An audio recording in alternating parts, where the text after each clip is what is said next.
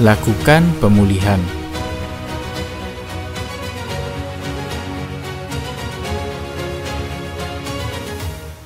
Topik kali ini saya akan membahas tentang pentingnya pemulihan di dalam seluruh aspek hidup kita. Pertama-tama, saya akan mengambil contoh salah satu penyakit pada tubuh manusia yang kita sebut dengan diabetes. Seperti yang kita ketahui, penyakit diabetes adalah penyakit di mana tubuh kita gagal untuk memulihkan sel-sel yang rusak, sehingga penderita diabetes jika memiliki luka pada tubuh, luka itu akan lama sembuhnya atau bahkan tidak bisa sembuh. Saya akan menggunakan sebutan yang sama, yaitu diabetes rohani untuk orang-orang yang secara rohani terluka maupun yang jiwanya terluka, tetapi lama untuk sembuh, bahkan sepertinya tidak bisa disembuhkan. Kita pahami dulu bahwa kita hidup itu tidak hanya perkara jasmani, tetapi ada juga hal-hal rohani yang memiliki kebutuhan yang sama seperti perkara jasmani.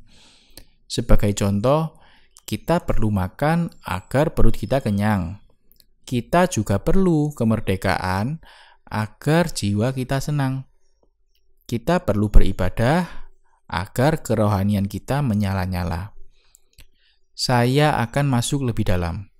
Sejak manusia diciptakan, manusia diberi kehendak bebas oleh Tuhan. Dan sejak manusia jatuh dalam dosa, Tuhan telah mengadakan permusuhan antara manusia dan iblis. Jadi, manusia dan iblis telah menjadi musuh sejak permulaan zaman. Dan senjata andalan iblis adalah kehendak bebas manusia.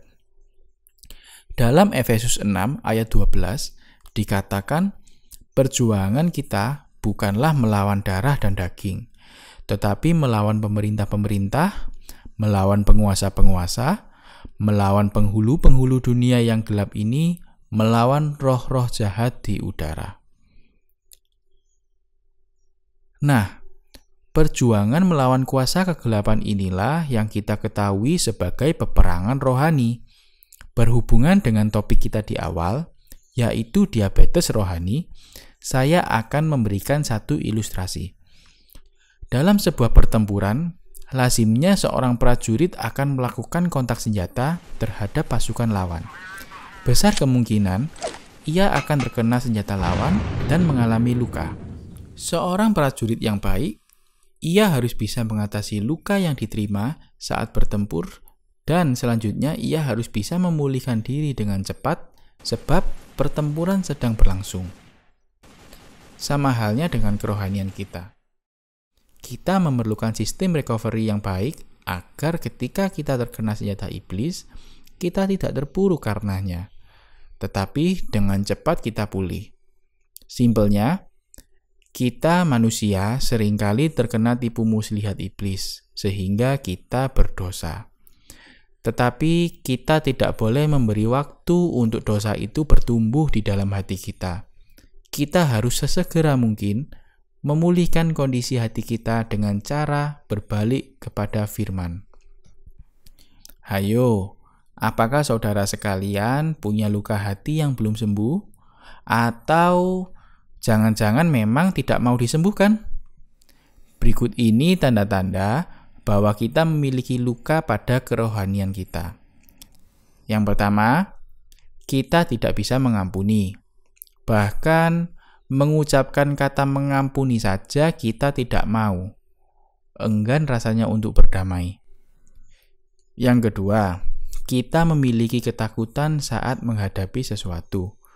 Mungkin karena trauma masa lalu, atau rasa rendah diri, atau karena kita mengerti bahwa ketika kita melakukan hal itu akan berdampak baik untuk kita, dan kita takut untuk menjadi yang lebih baik karena kita sudah nyaman dengan kondisi sakit. Seperti pasien yang suka tinggal di rumah sakit, hanya tiduran saja dan dirawat, tapi kondisinya sakit. Apa yang bisa kita lakukan? Ingat, kita perlu melakukan pemulihan agar kita tidak diabetes rohani. Karena hati yang gembira adalah obat. Tetapi jangan lupa, hati yang gembira juga adalah keputusan. Cara yang bisa kita lakukan untuk pemulihan hati kita adalah yang pertama, mengaku dosa kita. 1 Yohanes 1 ayat 9. Jika kita mengaku dosa kita, maka Ia adalah setia dan adil, sehingga Ia akan mengampuni segala dosa kita dan menyucikan kita dari segala kejahatan. Yang kedua, ucapkan pengampunan. Dengan kita mengucapkan satu pengampunan, maka telinga kita akan mendengar dan itu akan merangsang pikiran kita untuk melakukan apa yang kita dengar. Yang ketiga, rendahkan hati. Amsal 3 ayat 7 berkata, "Janganlah engkau menganggap dirimu sendiri bijak, takutlah akan Tuhan dan jauhilah kejahatan." Pemulihan tidak bisa terjadi jika kita tidak mau merendahkan hati kita di hadapan Tuhan. Sebab dari Tuhanlah pemulihan itu terjadi. Lalu, bagaimana jika ada orang yang membuat hati kita luka setiap hari?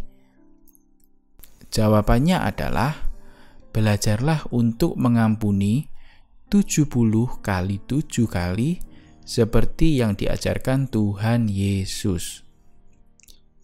Jadi saudara-saudara, mungkin ada banyak tips pemulihan yang tidak saya sebutkan di sini.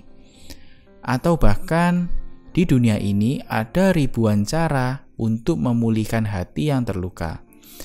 Tetapi ingatlah bahwa hanya ada satu cara untuk mengalami pemulihan yang sempurna, yaitu melalui Yesus Kristus, yang oleh namanya kita disembuhkan terhadap segala penyakit. Akhir kata, untuk saudara sekalian yang memiliki rasa minder, memiliki rasa benci, memiliki trauma, memiliki rasa kecewa terhadap suamimu, istrimu, saudaramu, dan untuk saudara sekalian yang mengerti bahwa hatimu sedang terluka, datanglah pada Tuhan Yesus, sebab Ia memperdulikanmu. Pemulihan yang sempurna hanya bisa didapat melalui Tuhan Yesus. Let's sing it to Him. You are the God that healeth me. You are the God that healeth me. You are the Lord, my healer.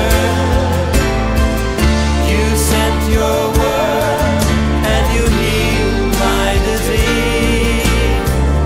You are the Lord, my healer. You are the God. You are the God that healeth me. Oh, you are the Lord. You are the Lord, my healer. You sent your word and you healed my disease. You are the Lord, my healer. You sent your word and you healed my disease.